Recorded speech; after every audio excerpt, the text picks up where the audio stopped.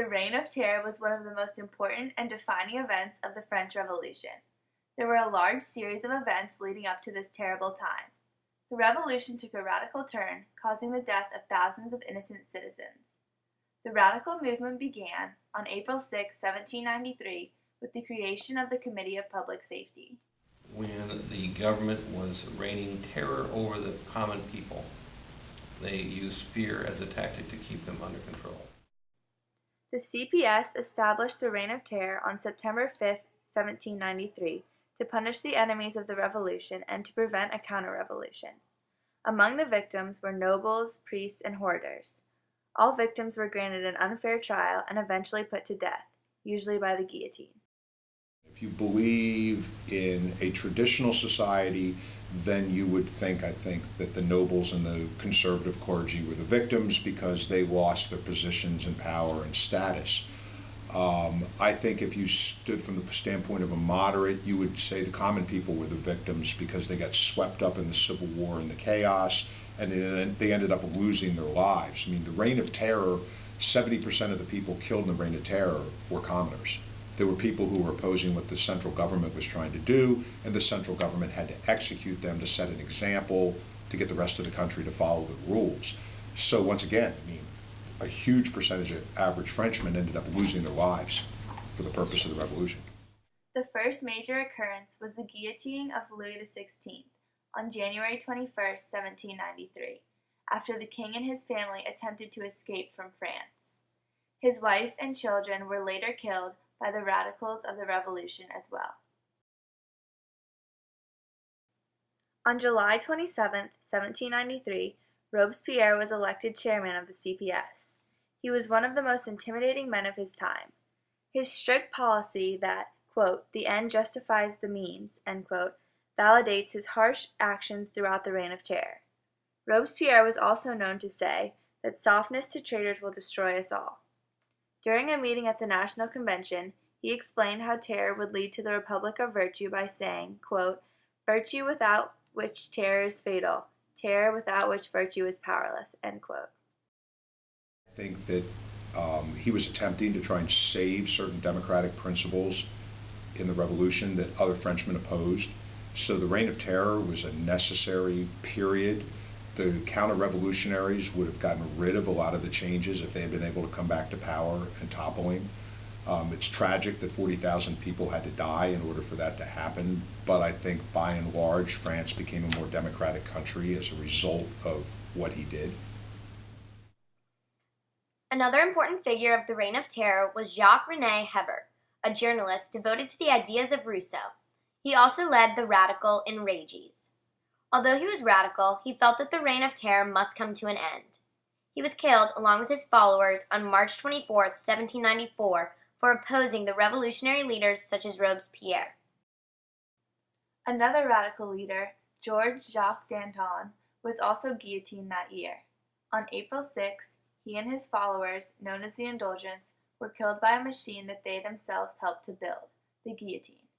Before his death, Danton set up a revolutionary tribunal and was a helping hand in the transfer of power from the National Convention to the Committee of Public Safety. He had been one of the original leaders of the Reign of Terror before realizing the true horror. At his trial, Danton was prohibited from speaking in his own defense to ensure that he wouldn't encourage others to speak out against the Reign of Terror. This unfair trial is just another example of the fear inspired throughout the country by Robespierre. When citizens were killed by the guillotine, it was considered an educational event for the entire town to participate in and learn from. Everyone was encouraged to attend trials and executions, including women and children. This was a way for people to learn what not to do by examples of others. The Revolutionary Tribunal had ordered the execution of over 2,400 innocent people in Paris by July of the year 1794. I would say that the victims of the Reign of Terror were probably the common people because they did not get a lot of their needs met.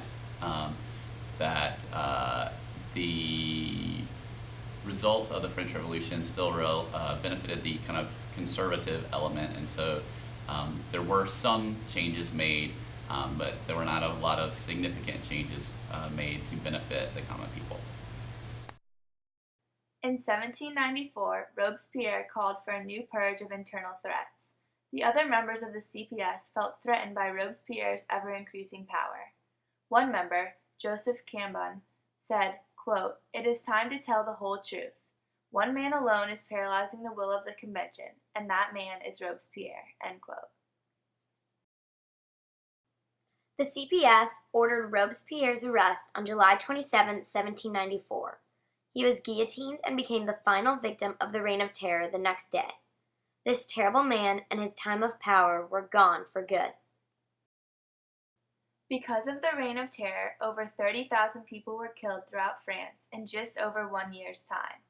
Most of the victims were in fact not aristocrats, but ordinary French citizens.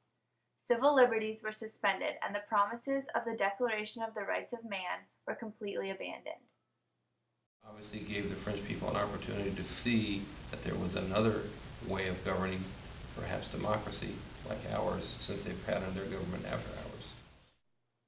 Robespierre wanted to eliminate Christianity in France, so he replaced the old Christian calendar with a new revolutionary Thermidorian calendar.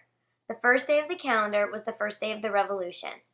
The old Roman names for dates were replaced by names describing the season, such as this swan describing July.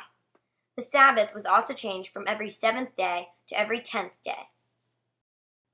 Robespierre also renamed the Notre Dame Cathedral the Temple of Reason and changed the religion to the cult of the Supreme Being, which was very similar to deism.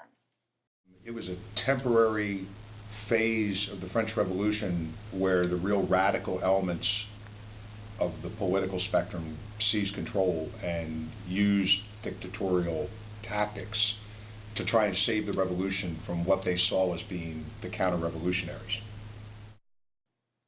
The Reign of Terror affected the lives of all French citizens and has forever changed France. France would not be where it is today without the Reign of Terror.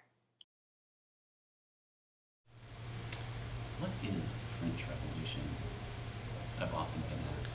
Not really, but it'd be really cool if people asked me and came to interviews in my classroom. I would really enjoy it. Feelings towards Robespierre? No, I didn't know him. How's that work? The real victims of the French Revolution were you and me. I'm just kidding. Invasion by foreign monarchist powers and the revolt in the Vendée combined to throw the nation into chaos and the government into frenzied paranoia.